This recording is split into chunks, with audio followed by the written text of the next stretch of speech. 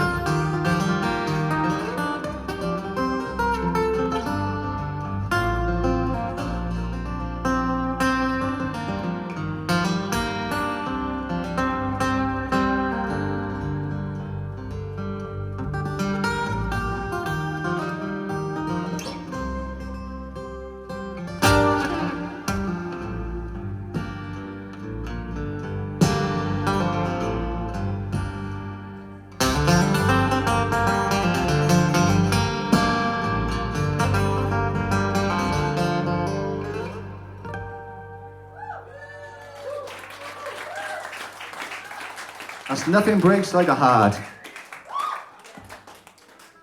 Wow, indeed.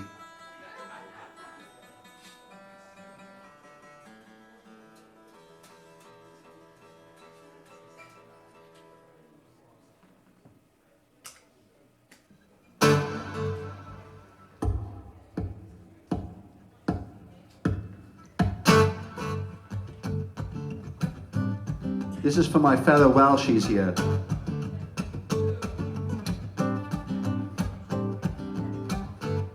Sometimes you have to pay the utmost respect for the Welsh people that paved the way before you.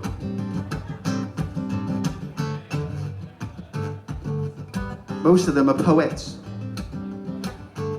And the greatest poet Wales ever produced is Mr. Tom Jones. So I'm going to play this song now.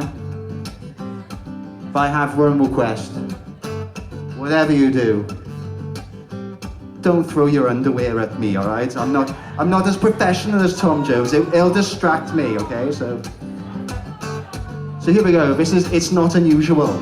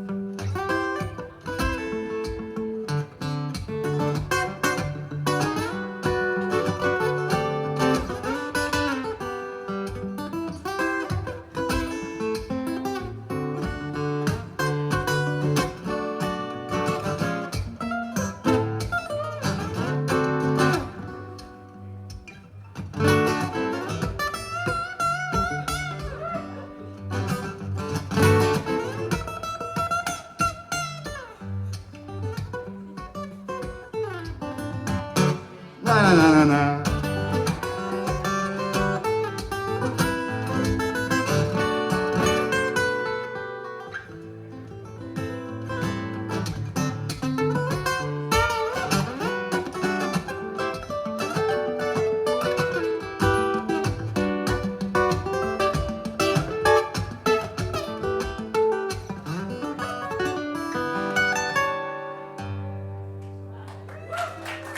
It's not unusual.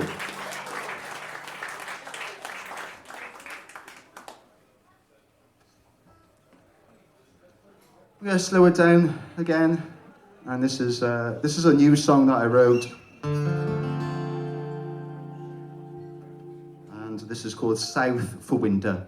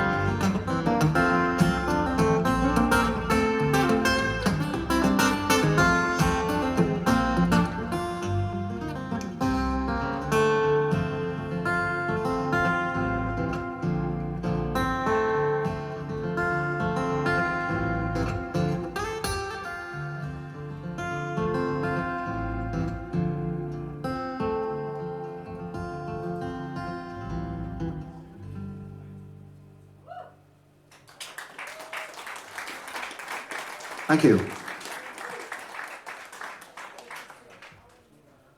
I don't. I'd love it if you'd indulge me just for a moment. I'd love to tell you about an incredible story. Something amazing that got to happen to me that was super encouraging and like a lifelong dream. But I first discovered Chet Atkins when I was 14 years old. And through Tommy Emmanuel, I heard Tommy Emmanuel for the first time and I was blown away. And during the concert though, he said that Chet Atkins was the best. And I've never heard of Chet Atkins at this point, so I'm like thinking, well, I thought you were the best. So what's going on here? So I went to a record store and I found some Chet Atkins stuff, and one of them was a CD that said, "The best of Chet Atkins." So I thought, you can't go wrong with that now, can you? Can't go wrong with that. So I took it home, and the first track on that was Chet's version of Mr. Sandman. And I thought, wow, this is the corniest thing I've ever heard in my life. And I love it. But, you know, I'm a corny person, so I heard his incredible technique. It was flawless. He played with finesse and everything. But it was his corniness that like really grabbed me, because I'm not going to lie, I'm a corny person. All right? And you might not think that looking at me. You might think, that guy is the coolest. But I hate to break it to you, but I'm not. I'm just corny, really. I've got you fooled. So I fell in love with Chet, and I made it my life mission. I was like, I'm going to try and play like this. I'm going to work at it every day. It's going to be hard work, but I really want to learn how to make that sound, that corny sound. And, you know, in May of 2022, I moved to Nashville. I packed up my bags. I didn't have a clue what I was doing. I didn't know what was going to happen, but I thought I need to go to Nashville. I need to follow my dream, because I've been procrastinating, really. I should have done it a lot long ago, but I went there, and Chet's family actually reached out to me and said, oh, you know, we'd love to have you over for some meatloaf and a bit of a pick, and just welcome you to Nashville and encourage you. And then I thought, meatloaf? Am I going to be eating a dead singer? I'm not gonna lie, I never knew it was a cuisine here. We don't have that kind of stuff in Wales, so we stick to lamb. But yeah, there I am now, eating away, picking away, and then later on, towards the end of the night, they start bringing down all this Chet Atkins memorabilia. And I couldn't believe it. One of them was this briefcase, and inside the briefcase you had all this transcripts and chord charts that Chet made for his own sessions. And I lifted them up, and there I was in front of everybody now, so I'm trying to keep it cool. And one of them was for his transcription of his arrangement of Snowbird. And on that, it literally had his own handwriting, and I'm like, oh, this is like the nerdiest thing I've ever had, and it's amazing. But in the handwriting, it got even better, because Chet wrote on his own music, bridge section, remember to keep it corny. And I thought, wow, like this is it. This is everything I needed. It was like a Cupid arrow right into my heart. Corniness is where it stands. And, you know, it's interesting really, because if Chet was like, someone once said, he plays to the pulse of the public, which is an incredible thing, because there's so many guitar players in this world. But then you get a guitarist like Chet Atkins that can play, and he doesn't need to be singing, but he reaches people, he touches people, and that's what I aspire to do. Like, and that's like playing to the pulse of the public. And if the pulse of the public was to keep it corny, then doesn't that mean that we're all corny people? You know what I mean? And I like it like that. So forever. So I'm like, I'm smitten by that, and then all of a sudden, 2 months later, I get a call to be on the new Chet Atkins documentary that's going to be promoting his album called We Still Can't Say Goodbye, a musician's tribute to Chet Atkins. It's like the latest thing that they got going, and I was just there like, oh, I can't believe this, because I've been having my ears to the wall for the longest time, thinking, man, like, when's this album coming out? Because the pandemic kind of like held it back, but you know, they asked me to be on this documentary. It was going to be recorded at the Ryman Theatre, and I was to play a song with Tommy Emmanuel, and the song was going to be Borsalino from the album that Tommy did with Chet called "The Day the Finger Pickers Took Over the World." So I'm nerding out. This is like incredible. I'm there playing with Tommy, and then we start doing some interviews. And during the interviews, I managed to just tell everybody how much Tommy Emmanuel means to me, and how he like led me directly to the source of Chet, and how I fell in love with Chet. Mr. Sandman was the first song I ever heard, and my life has just changed after like discovering Chet. And we wrapped it up, and then Carl Jackson, who was producing the project, he said, "You know what? We'd love to have you on the actual tribute album as well." So I was just honoured to be on that. I said, "Well, what do you want me to play?" And he said, "Well, seeing as Mr. Sandman was the first song you heard, and no one else is playing it, we want you to play Mr. Sandman on the album." So I was just like the complete circle. It was amazing. And of course I had to fit it into my schedule. But you know what? It's incredible. Like the project itself. I really want to encourage you to support it. Now I've been taking them on the road to me, and I've actually sold out of the vinyl. And I got good news and bad news. I have like one combined CD and DVD left. So if anybody wants to have that, come see me after. But it's a great album. I really want to like support it and discover it online if you and all that. So, but just want to name drop. There's so many great people on there. There's Tommy Emmanuel, Brent Mason, Brad Paisley, Ricky Skaggs, Eric Clapton, and Vince Gill, the Sierra Hull. The list goes on. James Taylor, Alison Krauss. It's such a great project, and I was honoured to be on it. So that being said, I would love to play what I played on that record for you right now. So this is Mr. Sandman. Absolutely no pressure.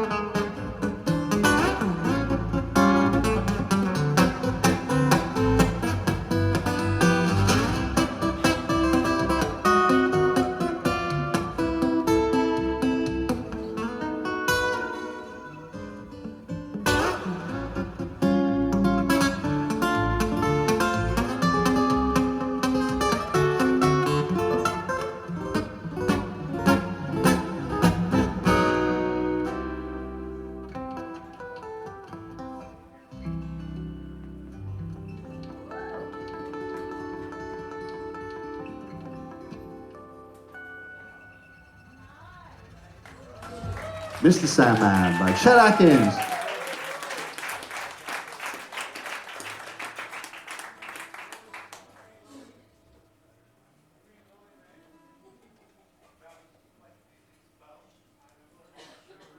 I'm going to take you guys to church here.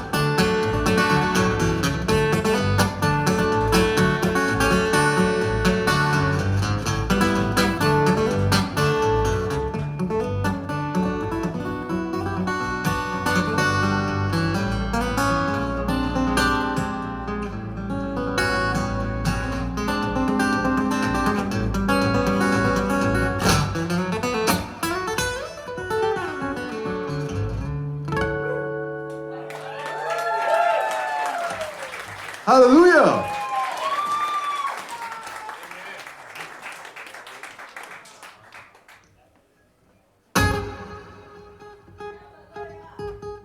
This is my mum's favorite song. It's When Will I Ever Be Rid of My Son? Here we go.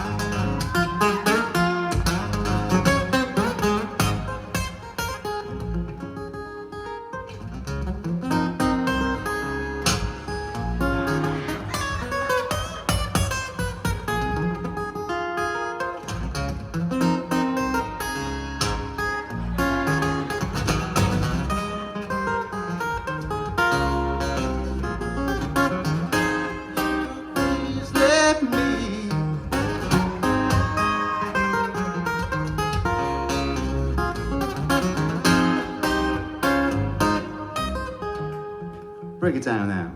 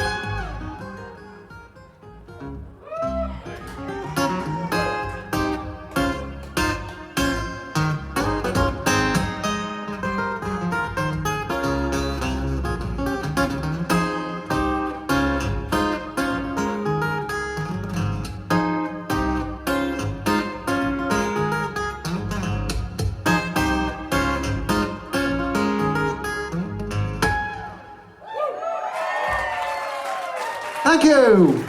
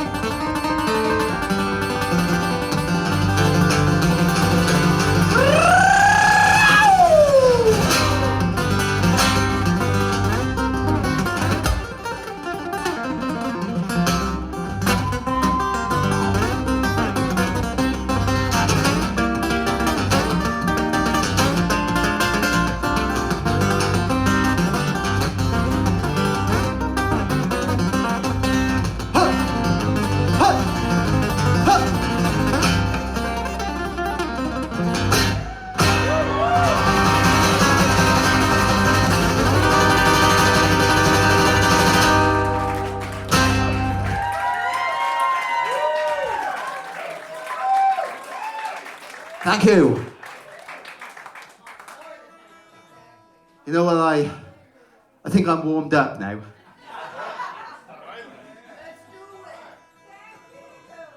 Guys, I've had an absolute blast playing for you guys tonight.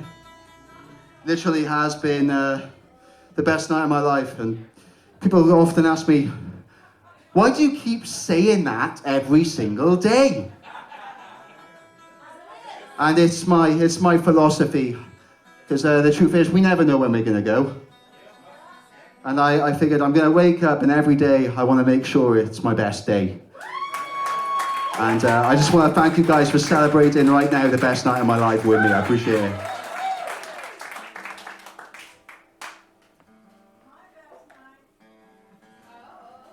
I mean, there's still more time. For disappointment.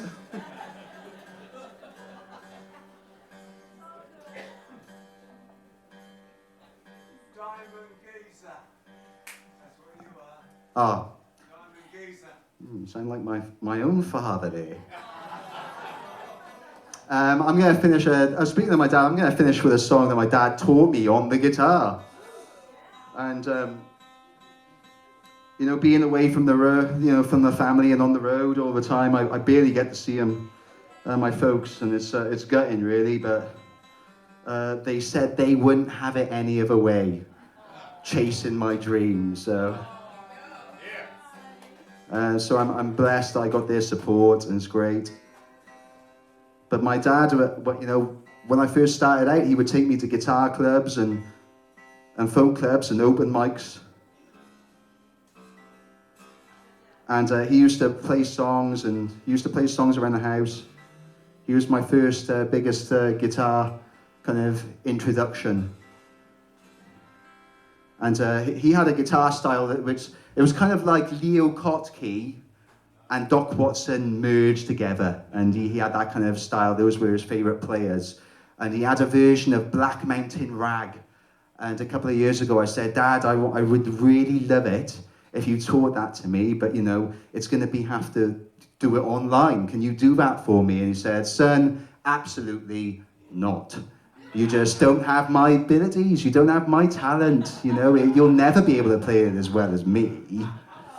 And I was like, yeah, I've heard that all before, but come on, please, it'll be great. And after a week of begging, he ended up sending me a Zoom link, and I clicked on it, and there he was, had a guitar in his hand. He goes, okay, are you ready?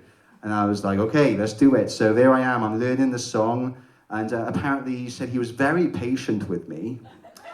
I just wasn't at his speed, but we had a great time, and it was a good bonding experience, and that's what I was kind of after, you know. It wasn't just, you know, learning a song, but it was just like spending time with my own dad, and I really appreciated it, and you know, I learned the song, and then I think he appreciated it too, until the point where he hung up and then sent me an invoice. So, anyways, that's my old man. But, you know, I just want to say I've got a new passion now, and I'm looking into psychology. Like, when I'm driving, I got like podcasts on, and I'm learning about psychology, and I'm fascinated by narcissism. And I'm learning different traits, and like, who's the narcissists in my life. And I'm also like concerned now, because I'm quite critical, so I'm like, who am I the narcissist in someone else's life, you know? And I'm like getting worried. But I took a test, and we're okay. Apparently I'm an all-around great guy, so that's amazing. Having said that, I do like to Google and YouTube my own name from time to time, but that is mainly for educational purposes. So if I give you an example, all right, I'll type in Gareth Pearson, Black Mountain Rag live, and then on that then, if someone might post it, I get to see if I'm playing the song too fast, too slow, you know, am I nailing every lick? And it's very helpful, it's very beneficial. However, the one thing you should never really do is read the comment sections, because like, it can really be disheartening. There's trolls out there, trolls that come on and they got too much time on their hands, and they just want to bring you down and just write negative comments and confusing things. And And one of them did confuse me. I looked at it and it said, doesn't play it as well as his old man. And then I looked at the username and it was my dad's name spelled backwards. It was weird. Guys, I've had a blast. You found Becca on the sound for making me sound 100 times better than what I really am. I appreciate it. And everyone here at the Green Room Club here for just being excellent hosts. They treated me like gold, so I'm very fortunate. So, but yeah, if you want to hang around, I got some merchandise if anybody wants to come see. And if not, just say hi to me. I'd love to say hi. And that you guys are literally the closest thing I have to family now, which I actually love. This is amazing. So thanks so much for coming back to see me again. If you guys keep coming, I'll keep coming back. So this is the best.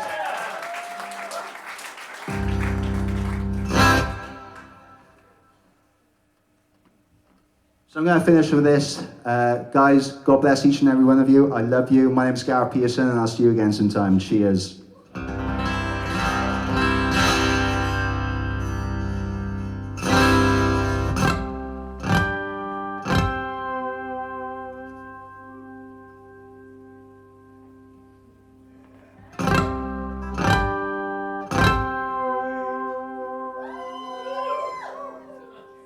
That's what I was after.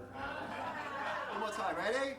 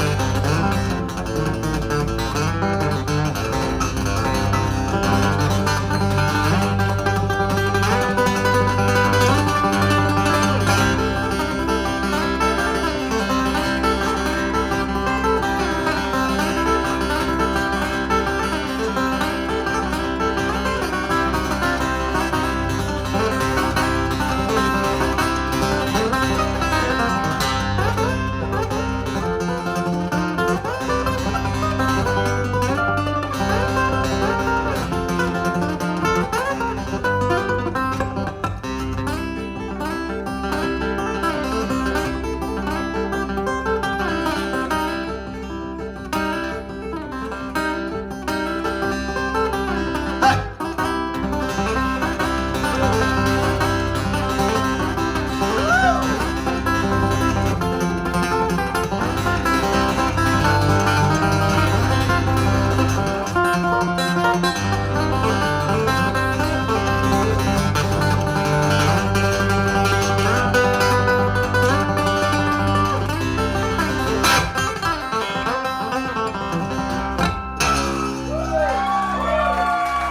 Thank you very much, everybody. God bless each and every one of you. Good night.